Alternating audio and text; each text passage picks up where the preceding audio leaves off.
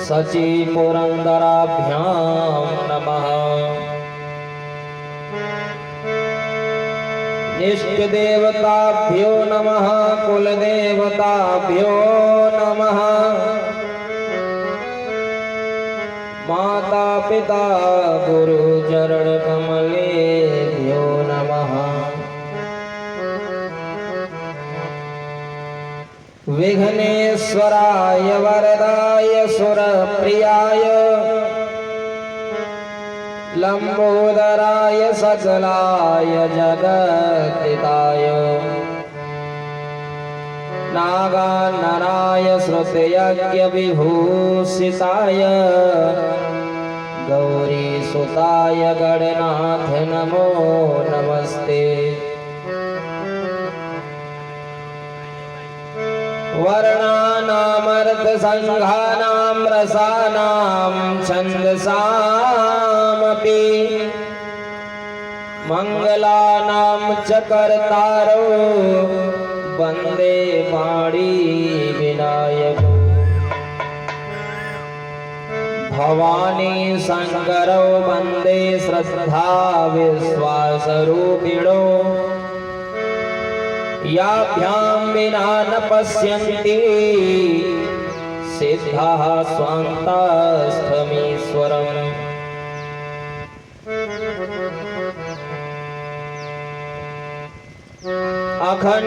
अखण्डमण्डलाकारं व्याप्तं येन चराचरम् तत्पदं दर्शितं येन तस्मै श्री गुरुवे नमः।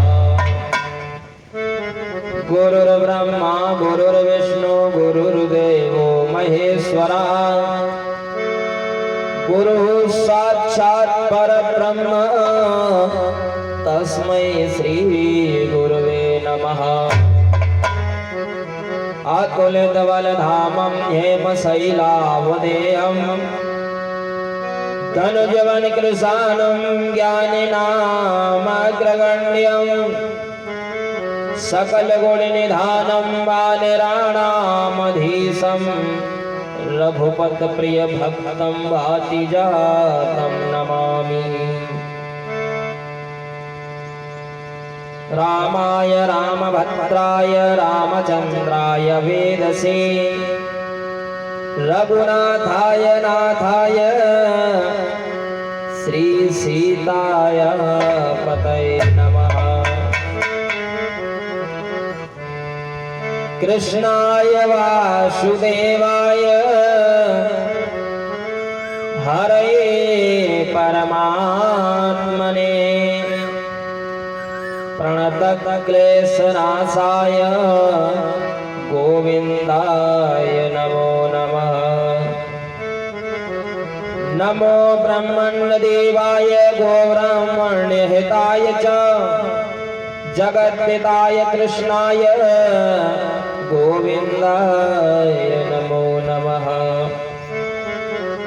या देवी सर्वभूतेषु मातृरूपेण संस्थिता नमस्तस्यै नमस्तस्यै नमस्तस्यै नमो नमः। या देवी सर्वभूतेषु बुद्धिरूपेण संस्थिता नमस्तस्यै नमस्तस्यै नमस्तस्यै नमो नमः।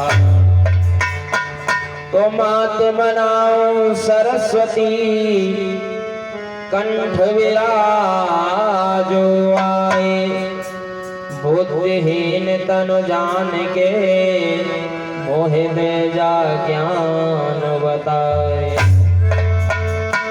माया मरे न मन मरा मर मर गए शरीर आशा तृष्णा ना मरी सो कह गए दास कबीर।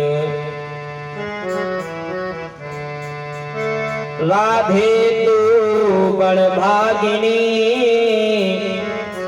और कौन तपस्या कीन तीन लोक तारण तरण सो तेरे आधीन। बोलिए गोविंद भगवान की, राजा रामचंद्र भगवान की, उमापति महादेव की, हनुमान जी महाराज की, ब्रह्मदेव बाबा की, जगदम्बा मैया की, श्रीमद् भागवत महापुराण की। श्रीमद् भागवत कथा के परम पावन पांडाल में उपस्थित हमारे सभी श्रोता बंधु सभी को राधे राधे। चतुर्देव दिवस के सत्र में प्रवेश करने से पहले एक छोटा सा भजन, उसके बाद में आगे की चर्चा।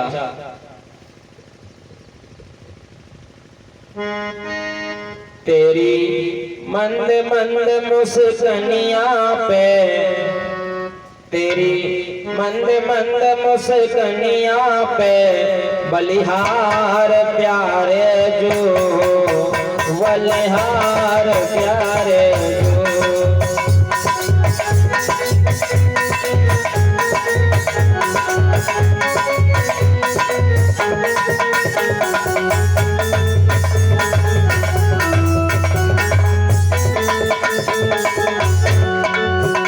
तेरी मंद मंद मुस्कनिया पे, तेरी मंद मंद मुस्कनिया पे बलिहार प्यारे जो, बलिहार प्यारे जो।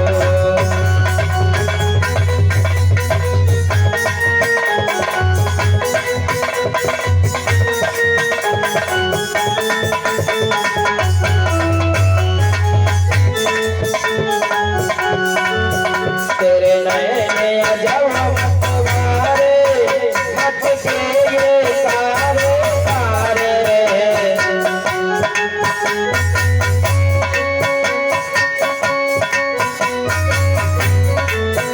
तेरे नए जब मतवारे मत के ये तारे तारे।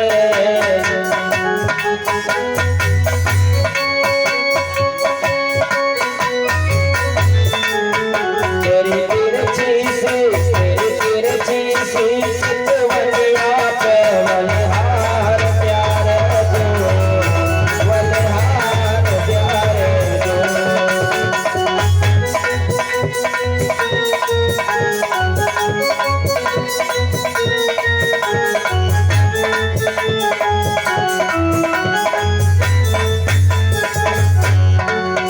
तेरी मंद मंद मुस्कनिया पे, तेरी मंद मंद मुस्कनिया पे बलिहार प्यारे जो, बलिहार प्यारे जो।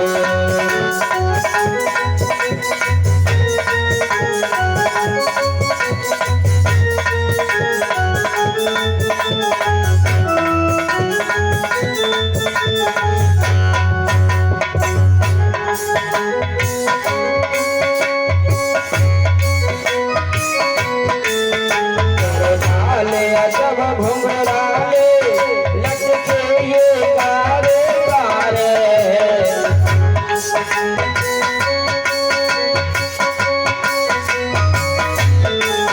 तेरे काले जब घुंघराले लटके ये कारे कारे।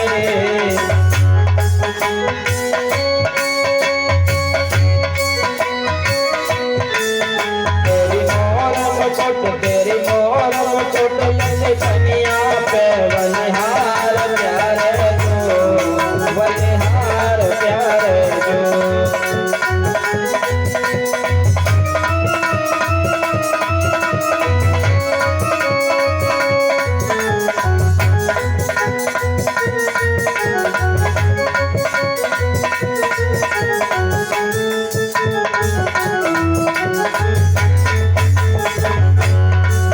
तेरी मंद मंद मुस्कनिया पे, तेरी मंद मंद मुस्कनिया पे बलिहार प्यारे जो, बलिहार प्यारे जो।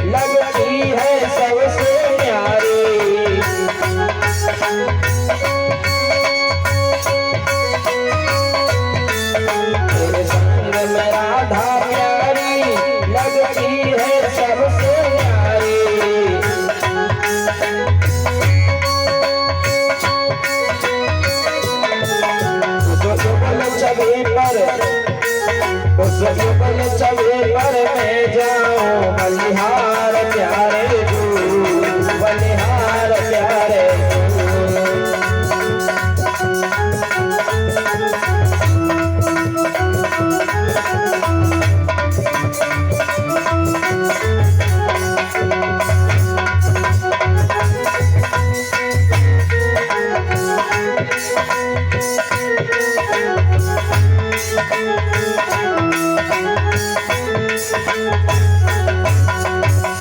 मंद मंद मुस्कनिया पे तेरी मंद मंद मुस्कनिया पे बलिहार प्यारे तू, बलिहार प्यारे तू।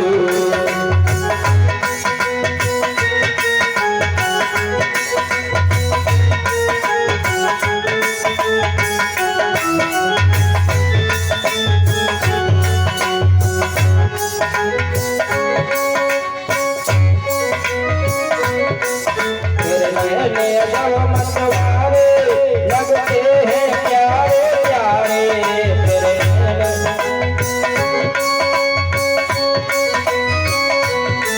तेरे जब मतवारे लगते हैं प्यारे प्यारे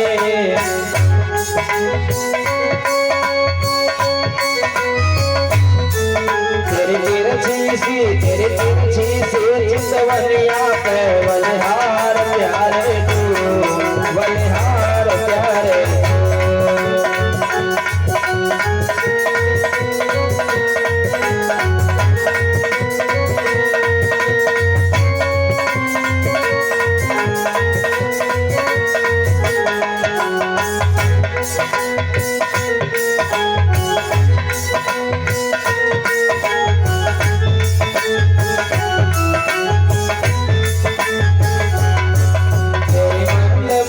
मुस्कनिया पे तेरी मंद मंद मुस्कनिया पे बलिहार प्यारे तू, बलिहार प्यारे तू।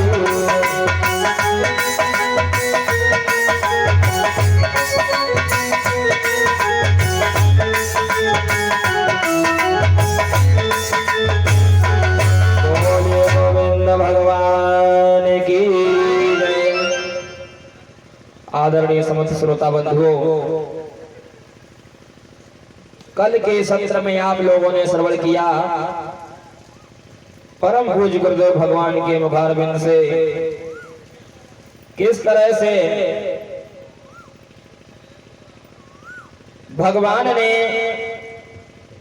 नरसिंह का रूप धारण करके अपने भक्त प्रहलाद की रक्षा की और अपने बैरी हिरण्यकश्यप का वध करके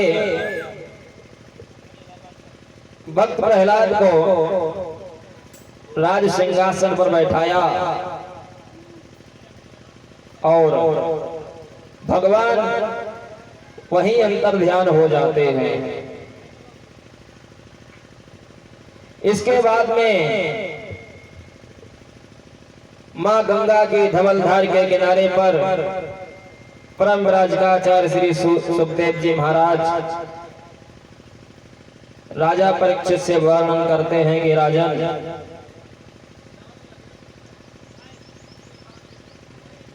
सनातन धर्म में 4 वर्ण बनाए गए हैं, ब्राह्मण, क्षत्रिय, वैश्य और शूद्र। ब्राह्मणों के 6 कर्म बताए गए हैं। विद्या, अध्ययन करना और कराना, यज्ञ करना और कराना,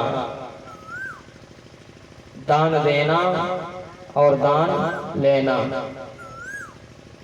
ऐसा नहीं है कि आपने दान ले तो लिया है और आप दान करते नहीं हैं। ब्राह्मण को दान लेना भी चाहिए और दान करना भी चाहिए, यज्ञ कराना भी चाहिए और स्वयं अपने घर में करना भी चाहिए। आपने विद्या तो ग्रहण कर ली है, अब उस विद्या का कोई फायदा नहीं है जो आप किसी को बांट नहीं सकते। अगर आपके पास विद्या है तो उस विद्या को आप और में बांटें और बच्चों को विद्या ग्रहण कराएं, विद्या का अध्ययन कराएं। ये 6 कर्म ब्राह्मणों के बताए गए हैं। क्षत्रिय भाइयों का कर्म है जो ब्राह्मण से छोड़कर और जो वर्ण हैं उनसे कर वसूले, जिसको अभी कहते हैं टैक्स। कर वसूलने का काम जो है क्षत्रिय भाइयों का है। और जो कर से जो धन दौलत मिले वो धार्मिक कार्य में लगाएं। वैश्य भाइयों से कहा गया है कि वो व्यापार करके सभी वर्णों का जो है ध्यान रखें और समय पर जरूरत पड़ने पर उनको व्यापार में सहायता करें। शूद्रों के लिए बताया गया है, जो हमारे शूद्र भाई हैं सभी वर्णों की सेवा करते हुए अपना जीवन यापन करें, ऐसा शास्त्रों में वर्णन है। वर्णों का वर्णन करने के बाद में राजा ऋषि को श्री सुखदेव जी महाराज वर्णन करते हैं। आओ मैं तुम्हें एक और कथा सुना रहा हूं, उसे ध्यान से सुनना, क्योंकि वह कथा हमारे जीवन में बहुत महत्व रखती है। तो राजा परीक्षित कहने लगे, ठीक है गुरुदेव सुनाइए। श्री सुखदेव जी महाराज ने कहा, राजन आसीद गिरिवरो राजस त्रिकूटा इति विश्रुता क्षीरोदेना व्रत श्री मान्यो जनायुत मोक्षितः। हे राजन परीक्षित, एक त्रिकूटाचल नाम का पर्वत है जो क्षीर सिंधु से घिरा हुआ है और उस पर्वत पर अनेकों जीव अपना अपना जीवन यापन करते हैं। उसी पर्वत पर बहुत सुंदर वृक्ष लगे हुए हैं जिसकी लंबाई चौड़ाई बहुत बीच में फैली हुई है। सुंदर सुंदर वृक्ष हैं, उन पर सुंदर सुंदर पुष्प लगे हुए हैं, सुंदर सुंदर फल झूल रहे हैं और बहुत सारे जीव जंतु उस पर्वत पर निवास करते हैं। उसी पर्वत पर एक बहुत बलशाली गजेंद्र नाम का हाथी रहता है, जिसमें 10,000 हाथियों का बल है। ऐसा बलशाली गजेंद्र नामक हाथी उस पर्वत पर रहता है।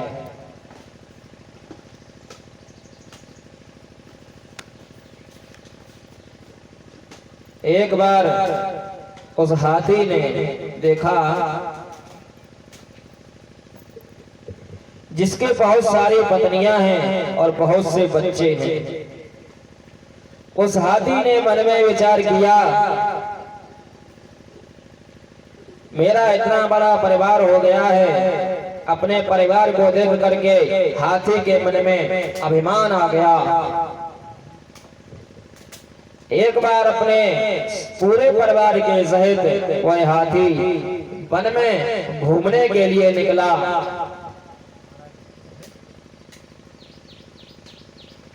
और जो भी छोटे छोटे जीव जंतु मिलते हैं उस हाथी की जय जयकार करते हैं, महाराज की जय हो, महाराज की जय हो। हाथी उनसे कहता है, अगर कोई तुमको परेशान करे, कोई तुमको कष्ट दे तो मुझे बताना, मैं उसको देख लूंगा। जहां भी हाथी जाता है सभी जीव जंतु उसकी जय जयकार करते हैं और उससे भयभीत हैं। हाथी बहुत बलशाली है। इसी तरह से जो भी रास्ते में कोई वृक्ष आता है उसको तोड़ करके फेंक देता है। धीरे धीरे जब हाथी इसी तरह से भ्रमण करता रहा, उसको प्यास लगी तो उसने देखा एक बहुत सुंदर सरोवर है, उसमें स्वच्छ जल भरा हुआ है। हाथी ने मन में विचार किया, इसी जल को पी करके अपनी प्यास को बुझा लेता हूं। और उस हाथी ने उस सरोवर में प्रवेश किया और अपने बच्चों को और अपनी पत्नियों को जल पिलाने लगा। जब वह हाथी जल पिलाने लगा, जब उसकी पत्नियों ने और बच्चियों ने सबने जल पी लिया तो हाथी ने स्वयं जल पिया और जब उसकी प्यास शांत हो गई तो वह हाथी उसमें जल क्रीड़ा करने लगा। अपनी सूंड में जल भरता है और अपनी पत्नियों और बच्चों के ऊपर छोड़ देता है। जब कुछ समय व्यतीत हुआ तो एक बहुत बड़े ग्रह ने उस हाथी का पैर पकड़ लिया। हाथी ने पीछे मुड़ करके नहीं देखा, मन में विचार किया कि कोई छोटा जीव जंतु होगा, जब मेरी ओर देखेगा तो घबरा कर आएगा और मुझसे क्षमा याचना करेगा। वो मेरे ताकत को नहीं जानता है, इसलिए उसने मेरे पैर को पकड़ लिया है। उसने कोई ध्यान नहीं दिया और उसी तरह से जल क्रीड़ा करता रहा और वह ग्रह उस हाथी का धीरे धीरे रक्त चूसने लगा। जब उस हाथी की शक्ति क्षीण होने लगी तो हाथी ने पीछे मुड़ करके देखा, एक बहुत बड़े ग्रह ने उस हाथी का पैर पकड़ करके रखा हुआ है। अब हाथी को चिंता हुई तो उसने अपना पैर छुड़ाने का प्रयास करना प्रारंभ कर दिया, लेकिन उस ग्रह से अपना पैर नहीं छुड़ा पाया, क्योंकि वह पानी का ताकतवर था और हाथी पृथ्वी का जोरावर था। या अपनी अपनी जगहों पर दोनों का जोर बराबर था।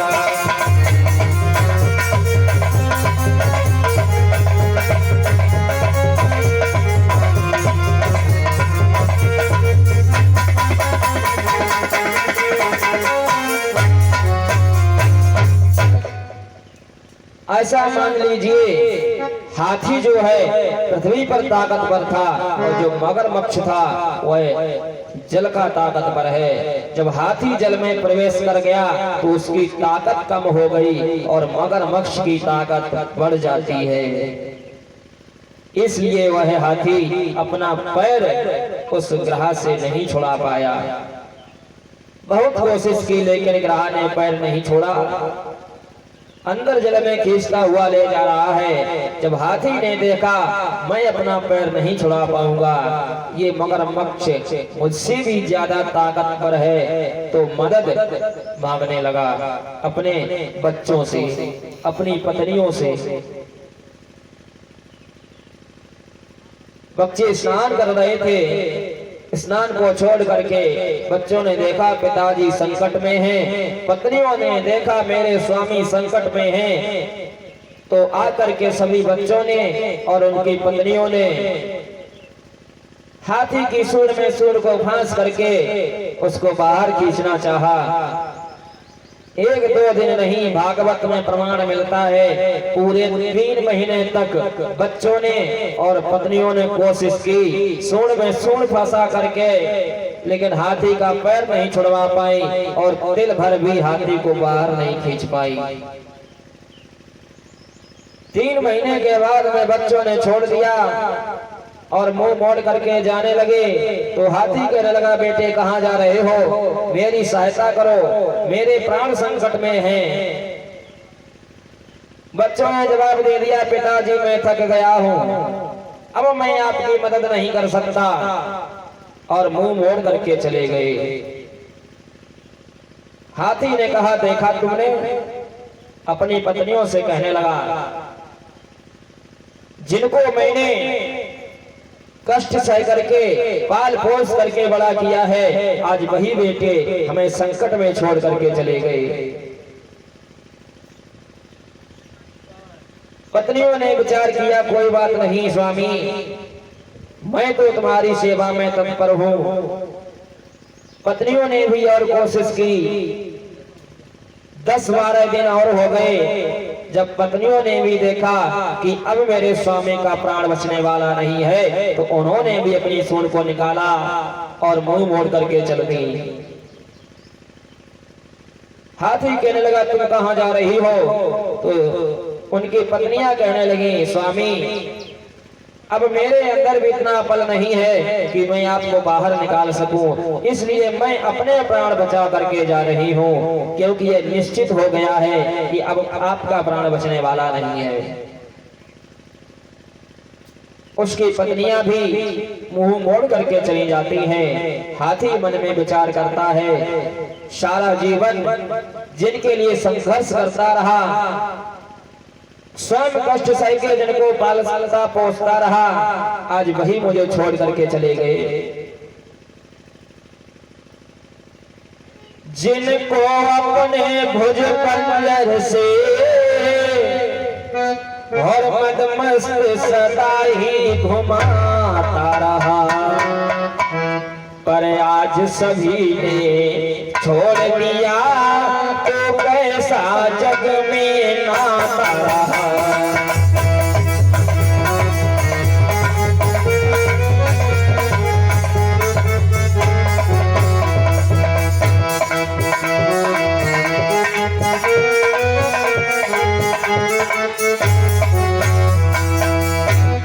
जिनके पीछे मैंने कितने कष्ट उठाए, जिनको कोई तकलीफ नहीं होने दी, और वही आज छोड़ करके मुझे चले गए।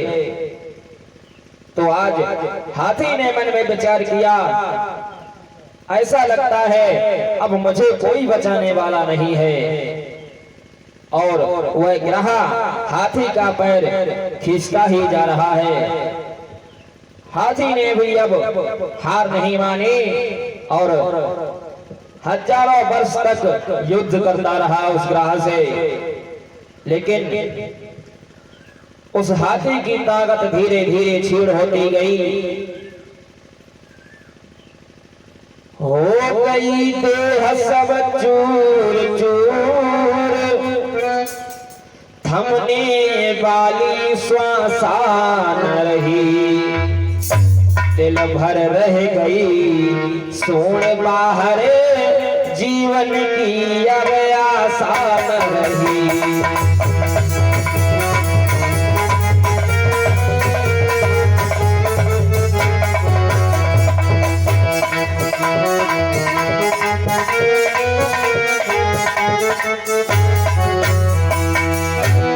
बोलिए गोविंद भगवान